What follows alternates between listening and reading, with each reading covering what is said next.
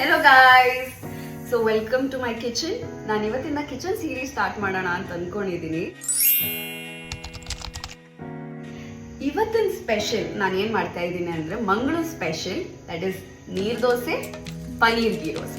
So start ಮಾಡೋಣ. So first ನಾನಿಲ್ಲಿ ಒಂದು 10-12 ಬ್ಯಾಡಗಿ ಚಿಲ್ಲಿ ತೊಗೊಂಡಿದ್ದೀನಿ.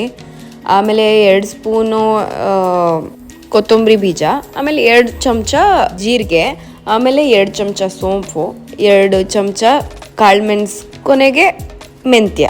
ಸೊ ಇದನ್ನೆಲ್ಲ ಡ್ರೈ ರೋಸ್ಟ್ ಮಾಡಿಕೊಂಡು, ಏನು ಎಣ್ಣೆ ಹಾಕಕ್ಕೆ ಹೋಗಬೇಡಿ. ಡ್ರೈ ರೋಸ್ಟ್ ಆದಮೇಲೆ ಸ್ವಲ್ಪ ಕೂಲ್ ಡೌನ್ ಆದಮೇಲೆ ಮಿಕ್ಸಿ ಜಾರ್ಗೆ ಇದನ್ನೆಲ್ಲ ಹಾಕ್ಕೊಳ್ಳಿ. ಸೊ ಇದನ್ನೆಲ್ಲ ಹಾಕೊಂಡ್ಮೇಲೆ ಒಂದು ಚಿಕ್ಕ ಉಂಡೆಯಷ್ಟು ಟ್ಯಾಮ್ರಿಂಡು, ಹುಣಸೆ ಹಣ್ಣು ಇದು ಹಾಕೊಂಡ್ಮೇಲೆ ಒಂದು 6-7 ಗಾರ್ಲಿಕ್ಕು, ನಿಮಗೆ ಹೆಂಗೆ ಬೇಕೋ ಆ ಥರ ಟೇಸ್ಟ್ ಪ್ರಕಾರಕ್ಕೆ ಹಾಕ್ಕೊಳ್ಳಿ. ಆಮೇಲೆ ನೀರು.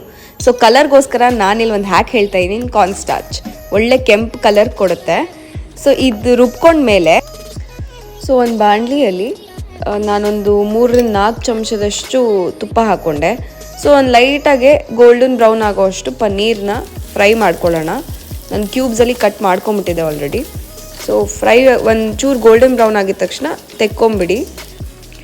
ತೆಕ್ಕೊಂಡ್ಮೇಲೆ ಅದೇ ಬಾಣಲಿಗೆ ಒಂದು 3-4 ಚಮಚ ತುಪ್ಪ ಹಾಕ್ಕೊಂಡು ನಾವು ರುಬ್ಕೊಂಡಿರೋ ಅಂಥ ಈ ಪೇಸ್ಟನ್ನ ಫ್ರೈ ಮಾಡ್ಕೋಬೇಕು.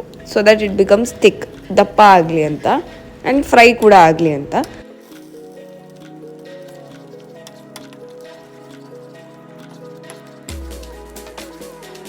ಸೊ ಒಂದು ಸ್ವಲ್ಪ ಥಿಕ್ ಕನ್ಸಿಸ್ಟೆನ್ಸಿ ಬಂದಮೇಲೆ ಸ್ವಲ್ಪ ನಾನು ಜಾಗ್ರಿ ಹಾಕ್ಕೊಂಡೆ, ಜಾಗ್ರಿ ಪುಡಿ, ಬೆಲ್ಲ, ಆಮೇಲೆ ಉಪ್ಪು ಹಾಕಿದೆ. ನಿಮಗೆ ಹೆಂಗೆ ಬೇಕೋ ಅಷ್ಟು ಉಪ್ಪು ಹಾಕೋಬೋದು.